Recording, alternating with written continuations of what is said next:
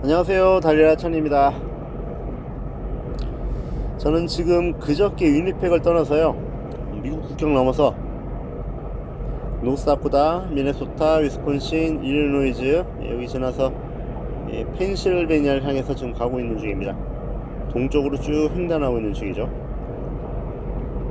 지난주 금요일이었나요? 미국 켄터키, 일리노이즈, 아칸사스 이쪽 지역에서 토네이도와 덮쳐서 난리가 났더라고요. 제가 트립을 떠나면 꼭 일리노이즈를 지나가거든요.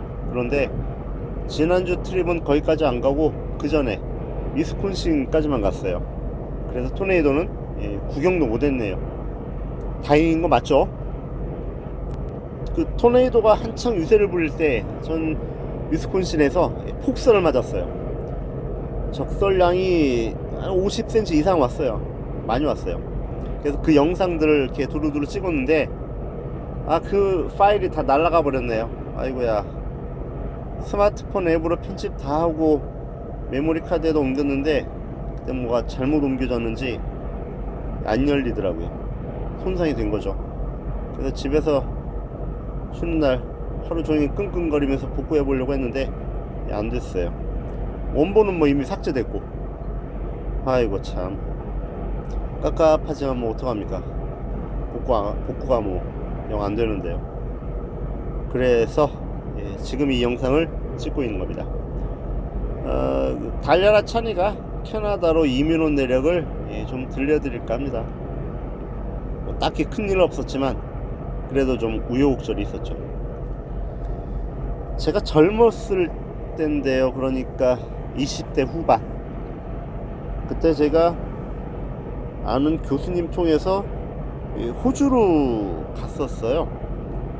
거기 가가지고 그 현지에서 우리나라로 치면 보습학원 있죠. 방과후 학원. 그거 하시는 그 호주 분하고 그때 이제 저 소개시켜준 교수님하고 영어 학교를 하나 새로 설립해가지고 저는 이제 한국에서 학생들 모집해서 보내주고 그런 유학 업무를 했었어요. 재밌었거든요. 한국에도 왔다 갔다 하고. 그런데 이제 집에 좀 일이 있어서 그거 한 1년 좀 넘게 호주에 있다가 한국으로 들어왔죠. 그러다가 시간이 막 가더라고요. 그러면서 저는 계속 머릿속에 호주로 나중에 가 살아야겠다 그랬어요. 그래서 이제 지금 아내 만나서 결혼하고 신혼여행을 호주로 갔어요. 시드니로. 그 내륙 쪽으로 이제 뭐 바터스트, 오렌지 이쪽 쭉 돌고 남쪽으로 울릉공, 키아마 이쪽 쭉 돌아다니고 내가 그 호주 저 시드니 살았을 때 살던 집, 그 영어 학교, 또 그 교수님 네 분들 이렇게 두루두루 만나고 보여주고 그랬죠. 뭐 좋은 것만 보여준 거죠. 그래서 처음에는 부정적이었어요. 이민에 대해서 제 아내가. 근데 이제 신혼여행을 거기로 갔다 오고 나서 조금 이제 바뀌더라고요.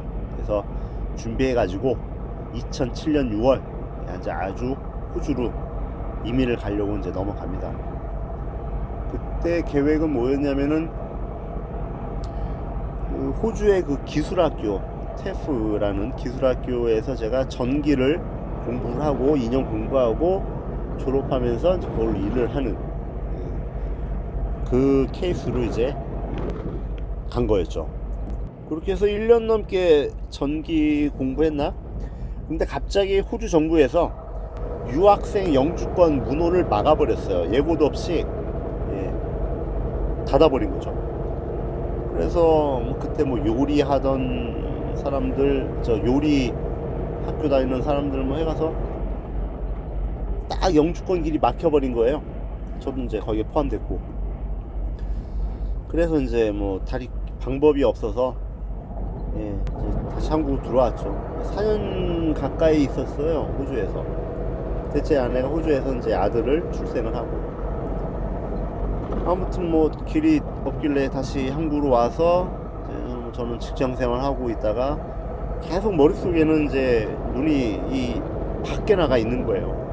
그 이민병이라고 하죠. 한번 꽂힌 사람들은 어쩔 수 없나 봐요. 나중에 아내한테 얘기했어요. 더 나이 먹기 전에 우리 저희 가보자, 나가보자. 이게 처음에는 이제 미국 쪽을 한번 찾아봤는데 여의치 않았고, 그러다가 이제 제가 용접 기술을 배우려고 학원을 다녔어요. 용접 학원. 저 수원에 화서역 앞에 있는 용접 학원을 다녔는데 학원비가 만만치 않았어요. 1200만 원이었어요. 아무튼 그 돈 내고 용접 배우고, 그거 가지고 그 삼성 반도체 공장이 신축되고 있는 그 고덕 현장에서 이제 일을 좀 했어요. 2, 3개월 했었나? 그리고 있는데 용접학원 원장님이 지금 캐나다의 용접사로 이민 가는 프로그램이 하나 올라왔다, 가겠느냐 하고 이제 모집을 하더라고요. 그래서 옳았구나, 이게 제 아내도 미국보다는 캐나다가 낫겠다 얘기했고, 그게 뭐였냐면, 무슨 프로그램이었냐면은 그 용접학원하고 한국에 있는 이주공사하고 손을 잡고 용접학원에 있는 학생 아니면 저 용접사로 나가 있는 사람들 섭외해가지고 캐나다의 마니토바주 위니펙에 있는 모 건설 회사의 용접사로 취업 가는 그런 프로그램이었어요. 그래서 딱 이거구나. 그래서 이제 상담 몇 번 하고 아내하고도 협의하고 괜찮다 싶어서 이제 계약을 했죠. 그래서 1차 계약금이 1,500만원, 2차 계약금 1,500만원, 나머지 3차는 한 500만원 정도, 3,000만원 넘는 거금이 들어가는 그런 거였어요. 그 계약 조건은 저거였죠. 위니펙에 있는 건설회사의 용접사로 취업하는 조건으로 그 건설회사가 스폰서를 서주고, 나는 워크 퍼밋을 발급받고, 워킹 비자죠. 그래서 6개월 이난 경력을 가지고 영주권 신청하는 것으로 그렇게 계약을 맺고 이제 캐나다로 저 가족이 다 들어가게 됩니다. 근데 바로 이제 캐나다로 들어가지 않고 그때 마침 프랑스 파리에 살고 있는 제 막내 동생이 결혼식을 한다고 그래가지고 거기 들렸다가 유럽 관광도 좀 하고, 유럽에서 2주 정도 있다가 이제 저 온타리오 토론토 경유에서 유니펙으로 이제 들어가게 돼요. 그때가 한국 떠날 때가 2017년 7월이었어요.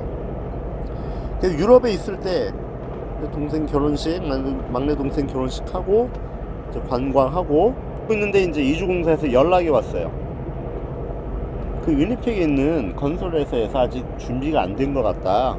그러니까 일단 들어가라. 다른 회사라도 알아봐 줄 테니까 일단 유니펙에 들어오라고 하더라고요. 아무튼 유니펙에 들어갔어요. 이제 그 2017년 7월 새벽에 유니펙 공항에 내려왔죠.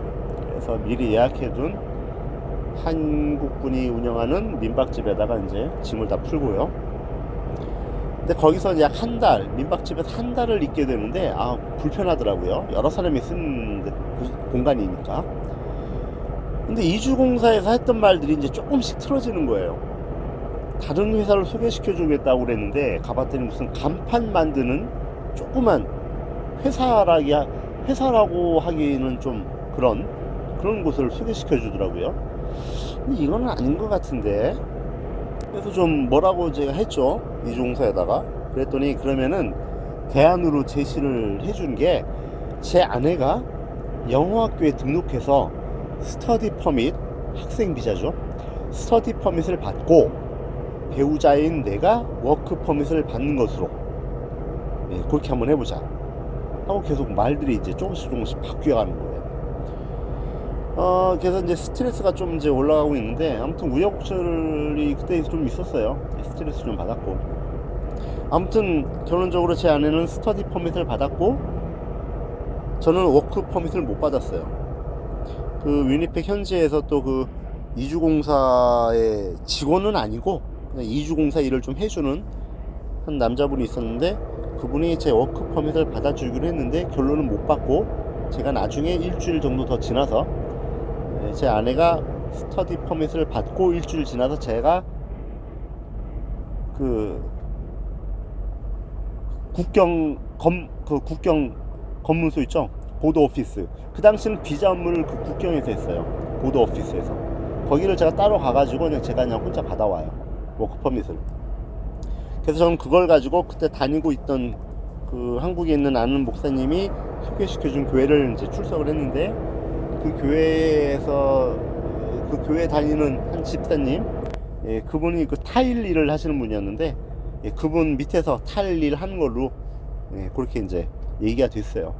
그래서 그 타일 일 하면서 6개월 경력 가지고 주정부에다가 영주권 신청하고, 그게 통과가 돼서 연방 정부에 영주권 신청하고 이제 그렇게 진행을 이제 제가 혼자 하게 됩니다. 이주공사 통하지 않고요. 근데 그 이주공사에다가 1차로 낸 그 금액이 있잖아요. 1차 진행 비용 1,500만 원. 제가 어떻게 해서 제 그 아내가 다니는 영어학교 1년 학비로, 예, 옮겨오게 됩니다. 그거 안 해주려는 거를 제가 이렇게 어떻게 막 달리고 어르고 해가지고 받아왔어요. 그리고 이주공사 오는 저 완전히 연락을 끊어버렸죠. 그때 그 제 아내는 뭐 거의 멘붕이었고, 저도 뭐 열을 뭐 받아 있는 대로 열 받아 있을 때였고, 그 이주공사가 그 강남역 사거리에 있는 이주공사인데, 가서 그냥 SNS에다가 막 뭐라고 막 할까 막 하도 열 받아가지고요. 그렇게 하려고 하다가 아내가 말리고, 또 교회 다니는 사람이고 하니까, 그래 잘 먹고 잘 살아라, 빠이빠이 했죠. 이주공사하고. 그때 참 스트레스를 많이 받았던 것 같아요. 저나 제 아내나. 아무튼 그렇게 저는 이제 그 교회 다니시는 그 집사님 통해서 타일 회사에서 타일 일을 하게 됩니다. 제 아내는 영어학교 다니고요. 제 아들은 캐나다 학교 초등학교에 들어갔고요. 그렇게 해서 이제 조금 이제 안정이 되었죠. 안정이 되었죠. 그러다가 이제 시간이 지나서 저는 이제 주정부, 연방정부, 영주권 신청 다 들어갔고요. 그 이민성 사이트 들어가서 제가 다 했어요.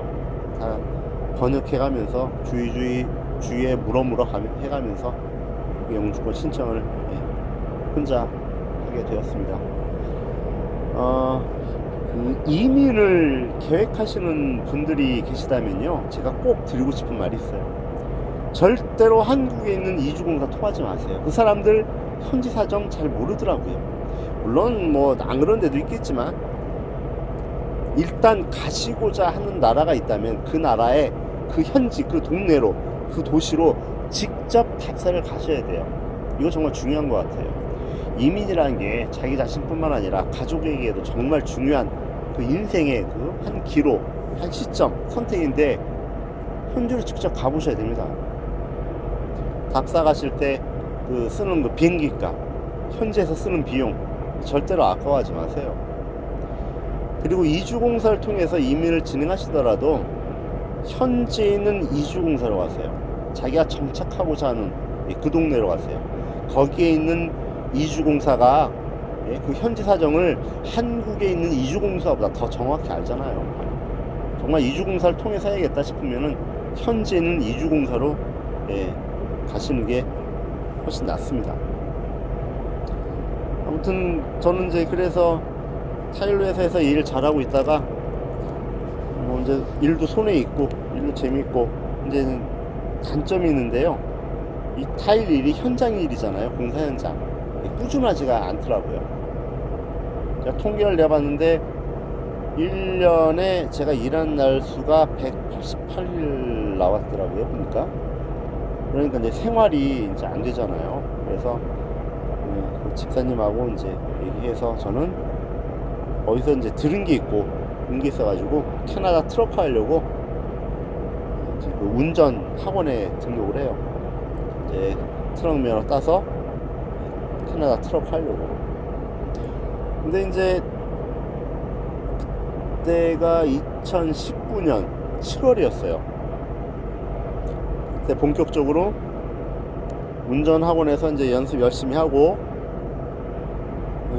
운전학원 들어가기 전에, 등록하기 전에 필기시험 있죠. 필기시험을 통과를 해야 돼요. 그래야지 운전학원에서 받아줘요. 그래서 저는 필기시험 한 번 떨어지고 한 번 패스하고 두 번 만에 패스해서 운전학원 가서 등록해서 열심히 이제 실기 연습을 하죠.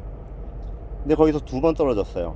한 번은 후진, 백킹 그거 하다가 떨어지고, 두 번째는 그 이제 후진은 통과됐고, 두 번째는 도로 주행하다가 그 인도에 있는 그 보도블럭 그 턱 있죠. 그걸 앞바퀴가 살짝 밟고, 턴을 할 때 살짝 밟고 지나갔어요. 그게 치명적인 실수거든요. 그래서 떨어졌죠. 그래서 이제 세 번째 시험을 접수하려고 했는데, 그때 마침 운전면허 시험 제도가 바뀌게 돼요.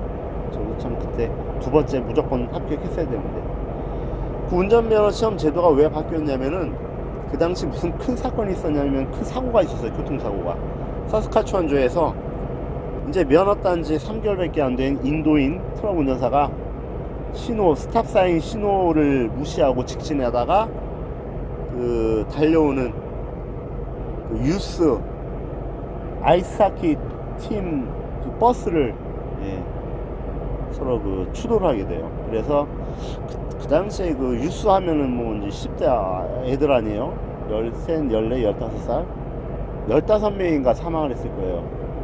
큰 사고였죠, 그때. 그 사고의 여파로 각 주별로 차츰차츰 그 클래스 1, 그 대형 면허죠. 이 트레일러 운전할 수 있는 그 면허 제 시험이 더 어려워져요. 더 까다로워집니다. 그래서 그 당시 제가 이제 실기에서 두 번 떨어지고 세 번째 보려고 하니까 딱 스탑을 시키더라고요. 그래서 이제 그때가 제가 7월이었다고 그랬잖아요. 거기 한 6개월 가까이 스탑이 됐어요. 제 마니토바 주는 클래스 1 시험이. 그래서 이제 멜트 프로그램이 도입돼 가지고 저는 다시 학원을 다녀야 됐어요. 그래서 2020년 1월 첫째 주에 다시 이제 운전학원이 오픈이 돼요. 그래서 또 한 달 좀 넘게 다시 제가 학원을 또 다니게 됐죠. 학원비가 약 1,000만원 정도 했어요. 1,000만원. 근데 저는 다행히 수입이 별로 없어가지고 주정부에서 지원해주는 학원비를 지원해줘요. 그런 프로그램이 있습니다. 주정부에서. 그걸로 해서 저는 전액을 다 지원받았어요. 수입이 없었으니까. 수입이 있었으면 모르겠는데, 아무튼 저는 그 주정부 지원 받아가지고 1,000만원을 세이브했죠. 그래서 한 달 좀 넘게 스파르타식으로 하루 왼종일 학원에서 이제 연습을 해요. 그리고 2월 며칠이냐, 2월 12일이었나 그랬을 거예요. 그때 이제 처음 실기 테스트, 바뀐 제도에 의해서 처음 이제 실기 테스트를 보게 되는데, 후진, 백킹 다 통과됐고요. 자, 주행을 하는데, 도로 주행을 하는데 6개월 전에 그 좌회전 턴하면서 그 좀 좁았거든요. 그 공간이. 앞바퀴가 거기를 딱 살짝 타고 넘어갔다고 그랬잖아요. 보도블럭을. 딱 거기가 눈에 보이더라고요. 잽싸게 잘 턴해가지고 피해서 무난하게 이제 합격을 합니다. 무난한 건 아니었어요. 턱걸이로 합격을 했어요. 아주 턱걸이로. 치명적인 실수는 한 번만 해도 바로 떨어집니다. 그런데 좀 괜찮은 실수 있죠. 그런 실수는 10번까지는 봐줘요. 11번째부터 그 실수를 하게 되면은 페일이에요. 탈락입니다. 근데 저는 참 하나님이 도와주셔서 그런지 10번을 했어요. 10번. 딱 턱걸이. 한 번만 더 그 경미한 실수를 했으면은 페일이었죠. 아무튼 그렇게 또 우여곡절 있게 클래스 1을 패스를 하고 바로 이제 트럭 회사에 취업해서 운전을 하게 됐습니다. 자, 여기서 굳이 캐나다 이민 생활의 장단점을 논하지는 않겠습니다. 유튜브나 인터넷 검색하면 굉장히 많이 정보가 나와 있죠. 대부분 맞는 이야기들 같아요. 아무튼 그 캐나다 생활, 이민 생활이 녹록지는 않아요. 그러나 저 같은 경우는 이제 젊었을 때부터 계속 해외에 마음이 가 있었기 때문에 이렇게 이제 이민 생활을 할 수 있게 된 거죠. 아무튼 이민을 생각하신다면은 무조건 현지 답사 중요합니다. 가보셔야 되고요. 자기뿐만 아니라 가족들의 인생이 걸려 있잖아요. 충분히 이제 가족끼리도 협의를 하셔야 되겠고, 아들이 있는데 아들이 난 죽어도 안 가겠다. 그래도 뭐 억지로 그냥 데려왔어요. 근데 아들이 나중에 좀 잘못됐어요. 나중에 그러지 않겠어요? 아빠네 이민 안 간다고 그랬는데 아빠가 그냥 억지로 데려가지고 난 재미도 없고. 이렇게 충분히 가족 간에 협의를 하셔야겠죠. 만약에 이 캐나다 트러커나 이민에 대해서 궁금하신 분들이 계시다면은 댓글 달아주세요. 아니면은 이메일을 보내주시거나 제가 아는 범위 내에서 답변을 상세하게 드리도록 하겠습니다. 좀 전에도 한국에 계신 분인데 카톡이 와서 제가 전화 드려가지고 상담을 좀 해드렸는데요. 뭐 저도 제 혼자 스스로 이민 그 업무를 진행을 했지만 시간이 좀 흘렀잖아요. 4년 넘게 시간이 흘렀으니까 그 당시의 정보와 지금의 정보가 다를 수가 있겠죠. 다르겠죠. 그래서 가장 중요한 거는 현지 이주공사에서 상담을 해보셔도 되고요. 정확한 정보에 의해서 다음 충분한 가족 간의 협의 이런 걸 통해서 이민을 오시면 될 것 같습니다. 그래서 직장 잘 잡아서 생활하시면 뭐 크게 어려운 점은 없을 것 같아요. 예, 여기까지 마무리하겠습니다. 이상으로 달려라 찬이가 캐나다로 오게 된 얘기, 그 얘기를 들어주셔서 감사합니다. 달려라 찬이었습니다.